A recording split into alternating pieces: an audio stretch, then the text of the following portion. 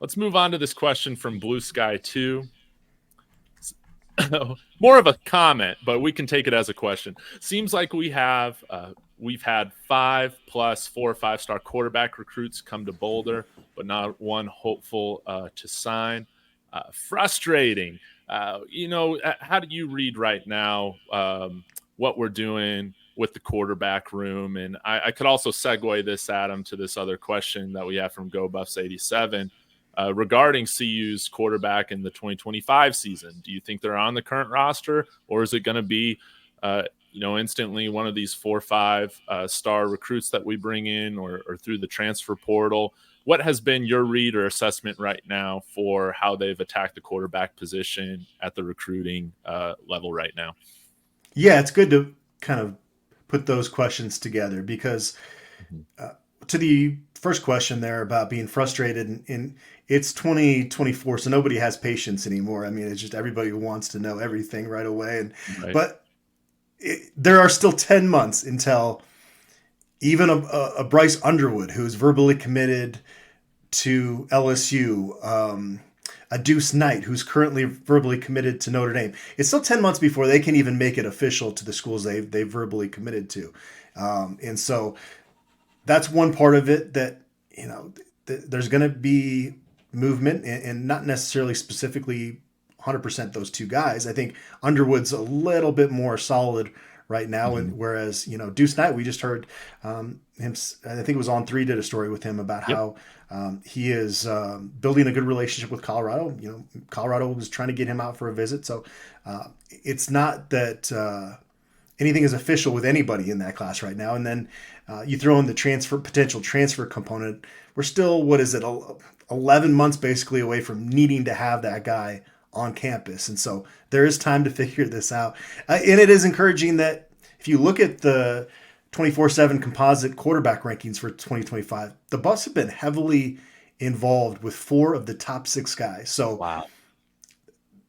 just take that in a little bit, that they could get David a 3-star quarterback to commit tomorrow if they wanted to, right? This is about trying to get the best possible guy they can in that class. Julian Lewis from Georgia, also, he's verbally committed somewhere else right now, USC, but he was out at Colorado in January, and it sounds like he's going to be back out in Boulder this spring for another visit. Georgia is still in the mix with him as well. So Colorado's kind of top 3 for, one of the top quarterbacks there.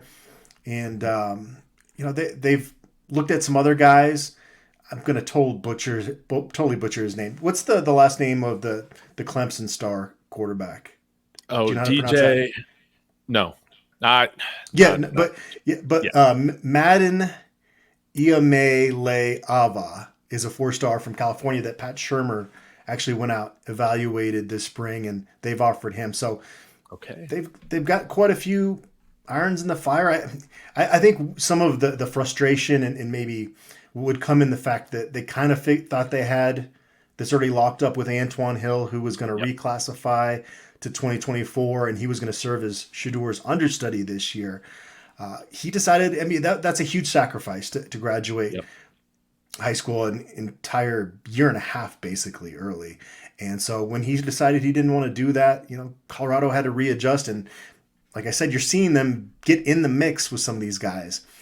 Had there not been that period of time where Antoine Hill was committed to Colorado, maybe you would have gone after a Deuce Knight, the Notre Dame commit, a little bit earlier and had that further down the process. But generally, they've done a good job of getting in the mix with these guys. And some of them are verbally committed elsewhere. But again, it's a long time until they're actually going to be officially with that. And then, it's easy to forget. I forget this sometimes too, David, is you got 3 scholarship quarterbacks on the roster right now that have eligibility beyond 2024. Right. And we haven't even run through the first set of spring practices for 2 of those guys that are new transfers. And so there's a lot to figure out there.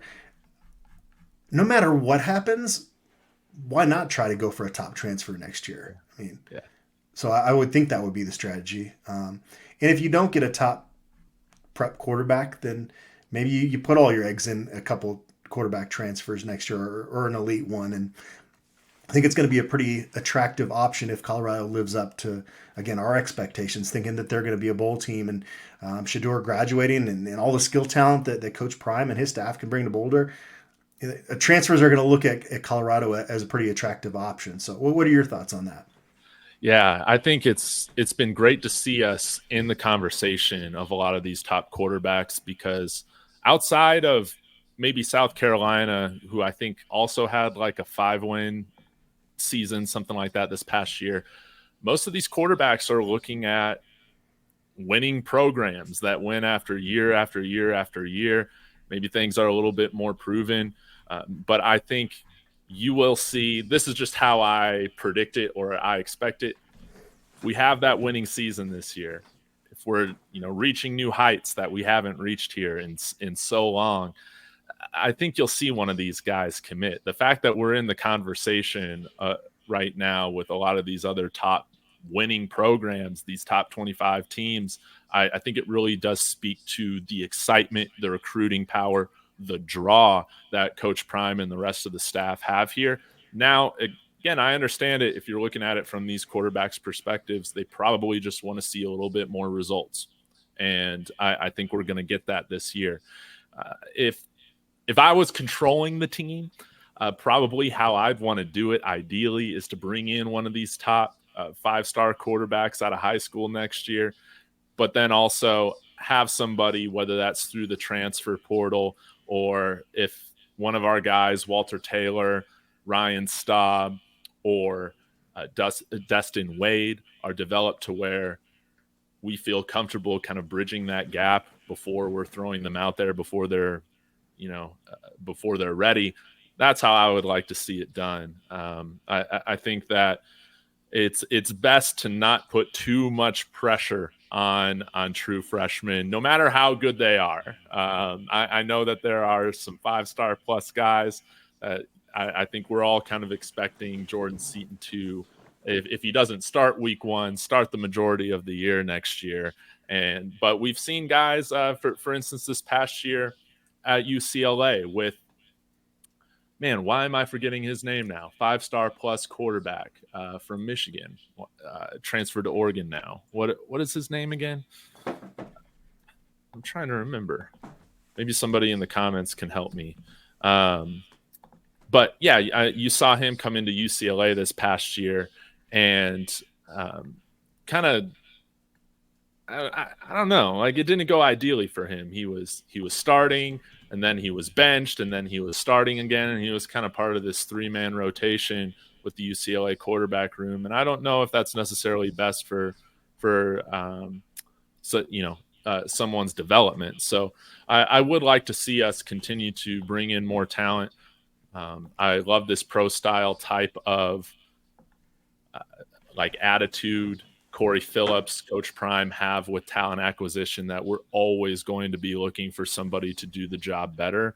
And yeah, we can't hold back at all when it comes to the quarterback position.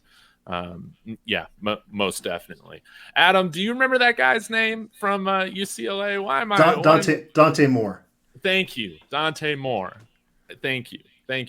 Yeah, Dante Moore. I don't want a situation like that to happen, and hopefully our quarterback room next year or in 2025 is in a position to where we can be a little bit more methodical than what we saw with him and Chip Kelly this past year. Any other thoughts on that? Well, it's funny, as we're having this conversation, and later today I'm going to be doing my way too early pre-spring ball depth chart predictions. Mm-hmm. And you start with quarterback, and it's like beyond Shador, I don't know how to rank Ryan Staub and the new quarterbacks at this point, Taylor and Wade. So there's not going to be a whole lot separating those guys, I wouldn't think, going into spring ball. So you play the averages, you're thinking one or two of those guys is going to be at least a quality backup quarterback going forward, and we'll see if one emerges as an actual candidate to start in Boulder. Ryan Staub showed a few things out in Utah. I mean, for a young man to get thrust into that role late during your true freshman season, I thought he handled that pretty well in a tough environment at Utah.